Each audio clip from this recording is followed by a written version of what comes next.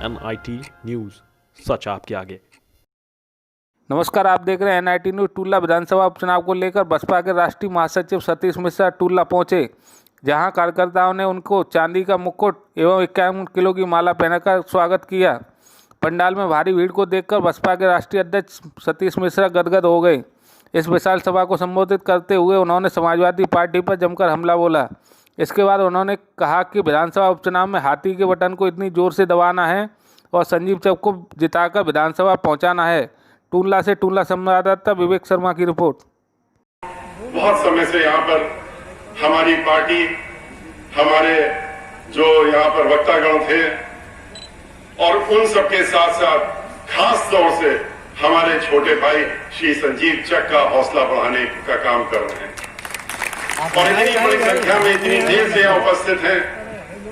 ये अपने आप में बताता है कि आने वाली 3 तारीख को हाथी के सामने वाले बटन को इतने तेजी से इतने लोग बजाने वाले दबाने वाले हैं कि श्री संजीव चक को कोई विधानसभा जाने से अब यहाँ से रोक नहीं सकता।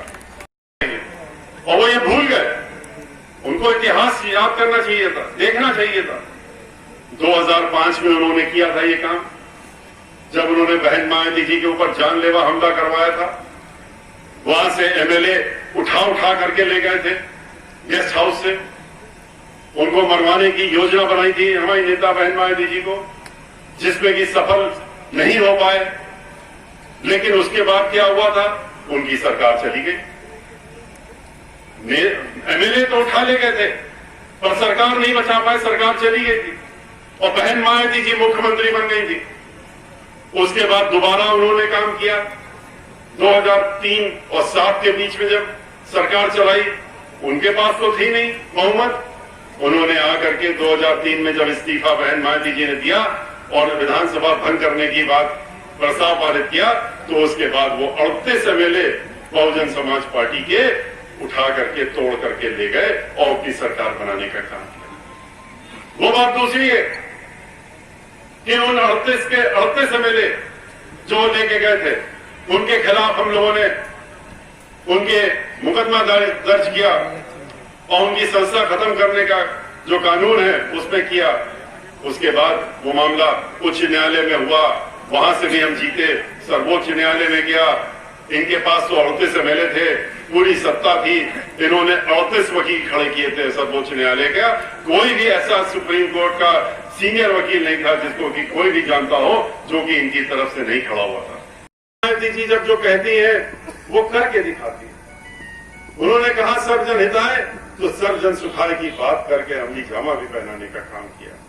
उन्होंने कानून द्वारा कानून का राज्य चलाया। आज की तरह नहीं, समाजवादी पार्टी की सरकार की तरह नहीं। जब दोबारा समाजवादी पार्टी की सरकार आई तो वो तो खुद ही बन गए चीफ मुख्यमंत्री। जिन्होंने पहले कन्नौज का कांड कराया था, वो खुद मुख्यमंत्री बन गए। वो 2 कदम उनसे आगे बढ़ गए जो उनके पिताजी कर रहे थे।